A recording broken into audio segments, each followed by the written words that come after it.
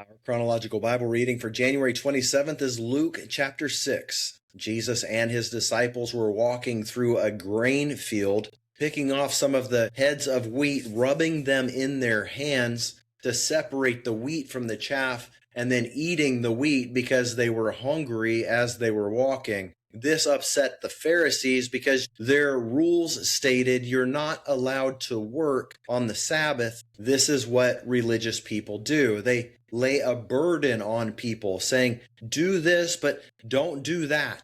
Jesus reminds them of the story of when David and his men were hungry and they went to the priest for something to eat, and the only food the priest had to share with them was the bread of the presence, which they weren't allowed to eat by the same rules that the Pharisees are now trying to put on Jesus' disciples.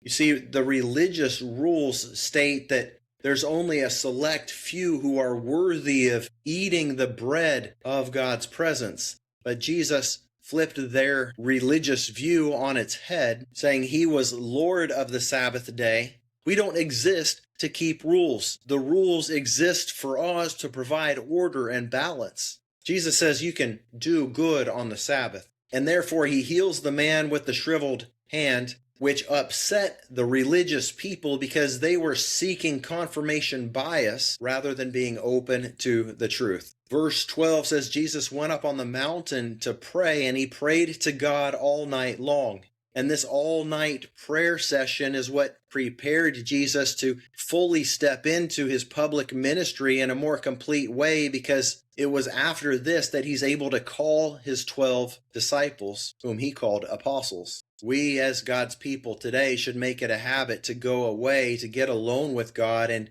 to pray. And we should understand that prayer is not just airing our requests to God, it's asking him for his opinion and allowing him to guide us so that we can fulfill the absolute best course for our own lives. Jesus then begins teaching. People are coming to him for healing. People are coming to him for deliverance. It says, everyone who was tormented by unclean spirits were made well. Gaining new revelation will set people free from the untruth that has oppressed them. This is why Jesus is able to say, blessed are you when you are poor. To be blessed is to be in an enviable position, to be so fortunate that others would look at you and wish that they had what you have. Jesus is speaking in regard to a spiritual relationship with God. He's not talking about worldly riches. Blessed are you when you recognize that you don't have enough, and instead of standing, you are bent over in a position of a beggar, asking God for more when it comes to revelation and truth and his grace at work in your life. When you take that position before God, you are in an enviable, blessed place, and God is going to fulfill your every desire. You are blessed when you're spiritually hungry for more. You are blessed when you are mourning over your sin, over your own depravity, over your own mistakes, over the things you didn't do that you should have done, over not having enough time to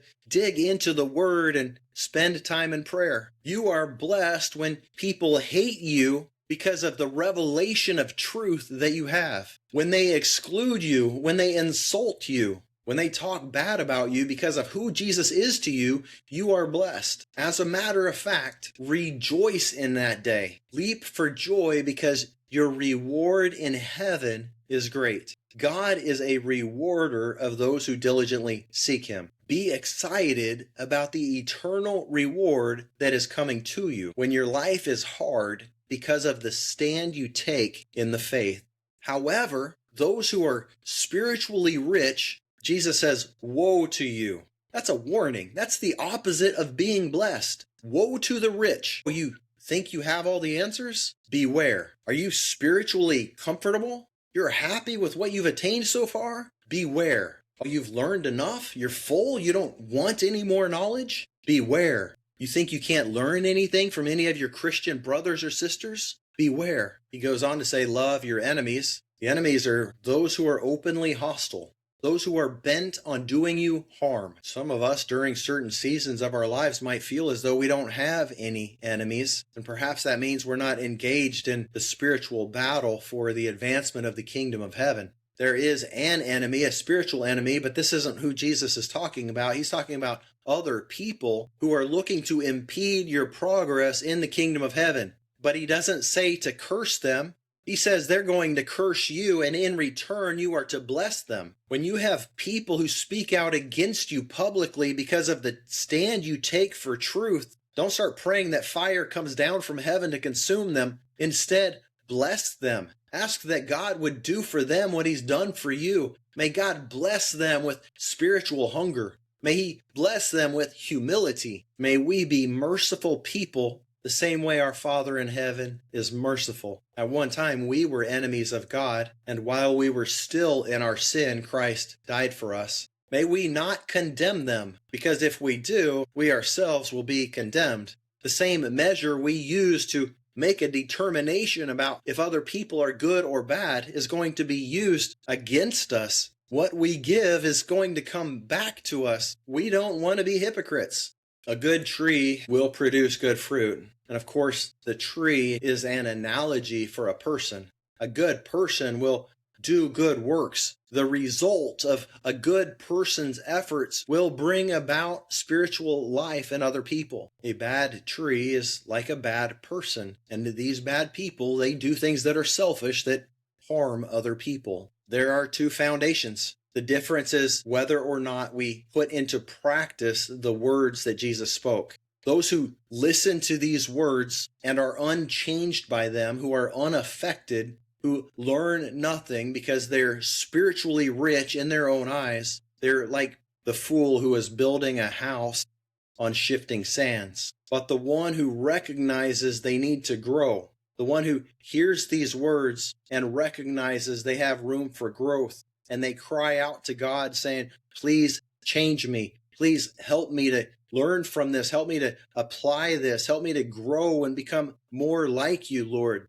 Those people, because they are putting the words into practice, they are building their house on the solid rock foundation of the truth of who God is and what God says. In this analogy, the house represents the faith of that person. Some people will have their faith washed away when the sand shifts because the river rises. Some people will have their faith stand strong despite the storm because they're on a sure foundation. May we all be people who take his words and apply them to our own lives. And may it all be for his glory and also for our good. May God bless you today as you meditate on his word. Amen.